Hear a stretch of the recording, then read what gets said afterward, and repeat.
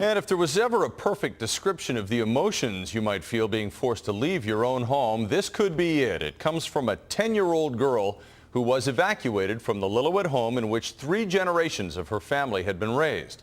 Even as she was being driven out of the driveway, she was emailing her father, who was already out of town.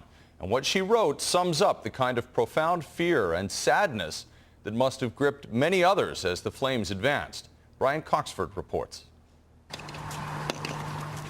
It was a 10-year-old's worst nightmare. Sydney Hay was vacationing with her mom in Lillooet, in the home her mother grew up in and her grandparents still live. As they left the driveway in separate cars fleeing the fire on Sunday night, she wrote a very emotional email to her dad, who was working and couldn't be with them on the trip. Dear Daddy, we are having an evacuation. It is really scary. There are sirens everywhere and people are crying, including me. I wish I could be with you. The whole side of the hill near Mount McLean is overflowing with flames. The sky is gray and black and brown. Plus, it smells like smoke and rubber. Police are everywhere.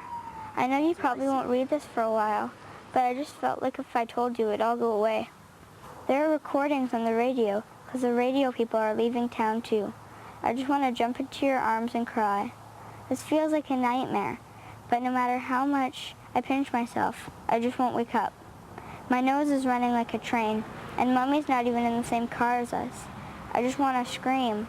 Taylor Swift is playing on the radio, and I'm not even happy a bit. It is 9:40, which is past my bedtime. I want to be in my own bed, not the couch or wherever I'm sleeping tonight. I sure hope I can send you this at Great Grandpa's house, because I need you to know this. By the time I'm done writing, my shirt will be soaked from all my tears. I'm like a robot. My fingers won't stop typing. I know it's 1 in a million chance their house will burn down, but if it does, me and Karis will come home with Mommy. We are at Great Grandpa's home, and I'm still typing. I must be homesick. Love, Sydney. And you wanted your dad to know that, right? Very much, yes. Live from Global, British Columbia, the Morning News. Here are Lynn Collier and Steve Darling. Well, good morning. On this Friday morning, thousands of residents in Lillooet are able to do something they haven't been allowed to do in a while, and that is wake up in their own beds today. Our Brian Coxford's been covering the story from Lillooet and joins me with the very latest. Brian, nice to see the streets with the cars on it and everything else this morning in Lillooet. Yeah, everybody's actively waking up. We're hoping, or at least the businesses here are hoping, that the tourists are going to start coming back.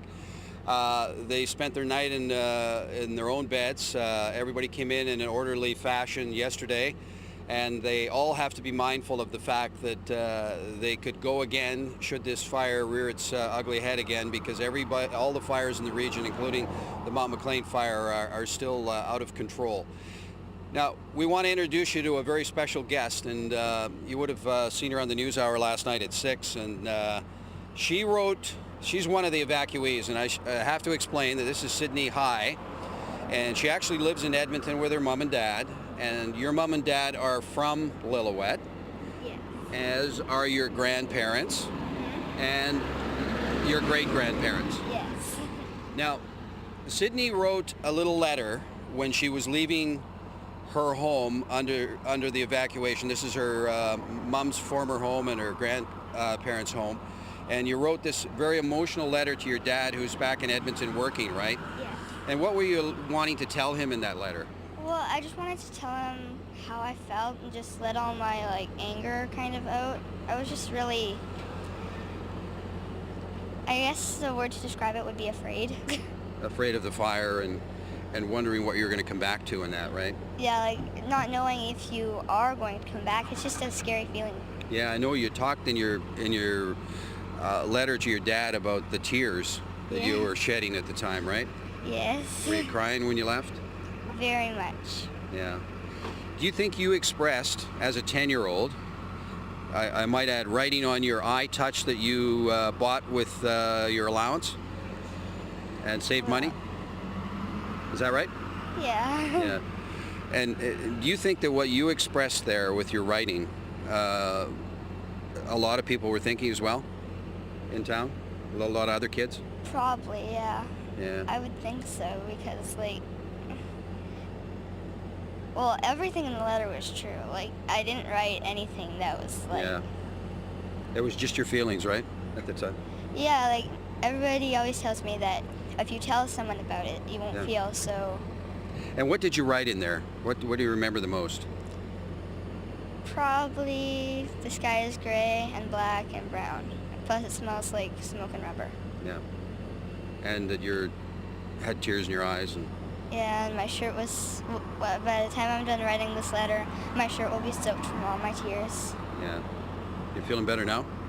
Yeah, now that we're back. Yeah. It was good sleep last night? Yeah. Yeah. The best one I've had in, like, a few days. Yeah. You got to remember though that the fire's still there and you got to be on edge, right? Yeah. So we're going to have to be, well, get ready to leave again. Yeah. And you're here for another 2 weeks, right? With your grandparents, your mom? Yeah. Yeah. Well, you enjoy. Thanks. And you got lots to tell your classmates when you get back to school in September, right? And I'd just like to thank all the firefighters for trying their hardest.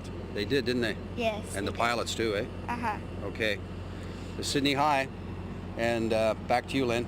All right, thanks for that, Brian. Sydney's great, and thank her for spending some time with us this morning. Thanks for your updates, Brian. We'll look for you on later broadcasts today.